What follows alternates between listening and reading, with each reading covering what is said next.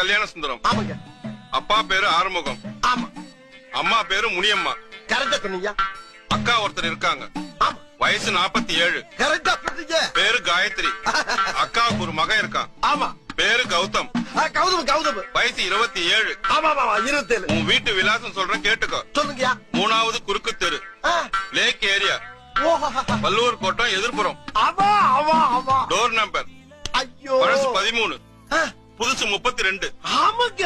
மேல சொல்றேன் கேட்டுக்கோ. சொல்லுங்க. போன வாரம் ரேஷன் கடையில 5 கிலோ பாமாயில், ஆமா, 5 கிலோ ரவை, 3 கிலோ சீனி வாங்கியிருக்க. ஆஹா, ஐயா நீங்க என்னையா ஜோசியர்? ஜாதகத்துல ஒரு மனுஷன் ரேஷன் கடையில என்னென்ன வாங்கினாங்கிற பூரா கரெக்டா சொல்றீங்களா?